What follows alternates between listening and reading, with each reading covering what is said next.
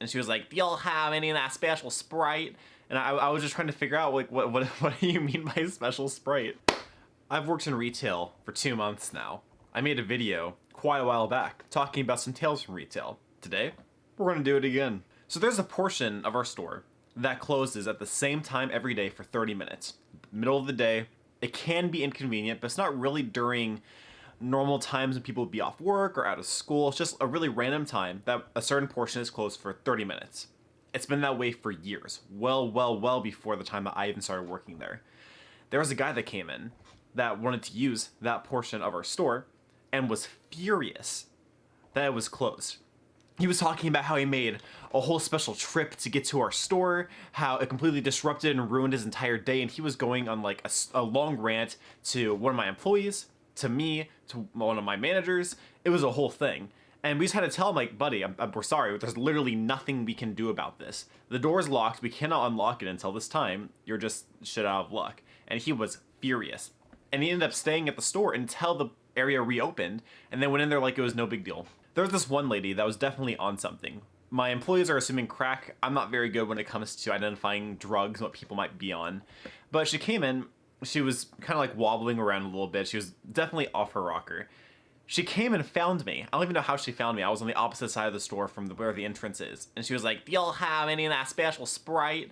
And I was just trying to figure out, like, what do you mean by special Sprite? And she kept asking me, like, oh yeah, the special Sprite, get it every single year. I didn't understand. So this was during Easter season. I guess she was asking for, like, cranberry Sprite or some other weird shit like that. And I had to explain to her, like, no, we don't have it. Oh yeah, I've always gotten it every single year around this time. Like, I've only worked here for, like, a month and a half, lady. I don't know what to tell you. So she was, like, just kind of, like, wobbling, like, okay, and just kind of, like, walked away and just, like, meandered through the store for, like, 25 minutes looking for special Sprite that we didn't have. So I live in an area where you might find some white trash.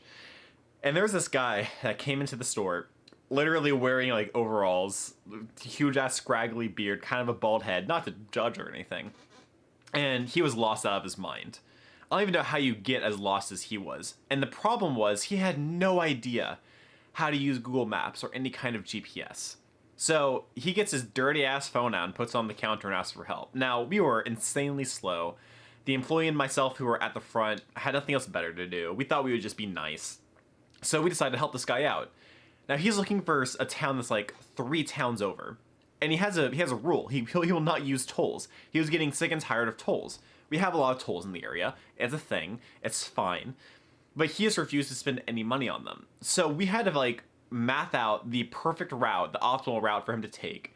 That would take like 2 extra hours to get to his destination to avoid like maybe 5 tolls, which might have been like $2.50. And gas, he probably would have saved money overall. So we had to help him figure this out, and then after we found the map, he wanted us to talk him through the directions as if we knew where to get to this town that was 3 towns over. Like, man, I've lived in this town my entire life. I don't know shit about, like, the immediate area, honestly. Like, I don't know 3 towns over. I might be able to tell you how to get to, like, the surrounding towns, but that's about it.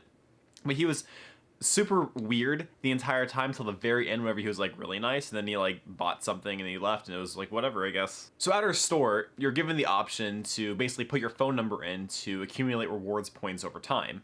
And most people that come in actually do that because it's free and you get free money from it. It's not a bad deal. Now, when people use cards, like credit cards and debit cards, it may ask you to use a PIN number. My international audience may or may not have to deal with this, but US-based people definitely understand. Now, what I don't get is that the screen very clearly reads out exactly what you should be doing, and we, as employees, are talking you through because we know how dumb as a rock that some customers can be. For some reason, people always try to put their PIN number in for their phone number, even though they haven't even put a card in yet. And then whenever they do put their card in, they try putting their phone number in. I've never understood how, like, listen, this isn't like a 1 or 2 off thing. This happens every single day. Somebody will make this fuck up, and I just don't understand. Are they on autopilot? Are they not paying attention? Even then, why would you put your PIN number in if your card hasn't even touched the keypad yet? It makes no sense to me whatsoever. Now let's talk about coupons for a second. Now I could probably make an entire series on the couponers that I've dealt with so far. I don't think that's necessary. I think that some variety's in order. People don't understand coupons. They don't get how it works. First of all, I don't give a shit what you think. If it's expired, we can't accept it. Our system does not actually scan it if it's expired. I know some places do accept expired coupons because they don't give a shit, or their systems allow them to. We can't. And when I explain that to people, they get furious because they think they're entitled to a discount that's already expired. Second of all, there are certain coupons that add rewards points but does not take from the total of the order. For example, if you spent $20, you can get 5 rewards points. But they think those 5 rewards points is actually taking $5 off of their total, making it $15 instead, so they get very upset whenever their $20 order doesn't turn into $15 magically. And then we have to patiently explain to them why they're stupid, and then they still don't understand. There are other times whenever there are buy one get one free deals, or buy one get one half off deals, and people just don't seem to understand how that math works out sometimes, and they'll try grabbing more than 2 items to make that deal work. Like, oh, I bought one, why can't I get these 2 for free? It's like, oh, well, let's buy one, get 1 free. Yeah, but I bought a third item. Sir, you're stupid, I'm sorry. So just little things like that over time just really start to grate against you, and you have to explain the same basic concept to people. And I get it, not everybody's worked in retail, but whenever you have people that are in their late 30s to early 60s who should still be cognizant enough to be able to understand shit, and have been going to retail stores their entire lives, you would expect them to be able to apply some basic common sense and to understand basic retail how-tos.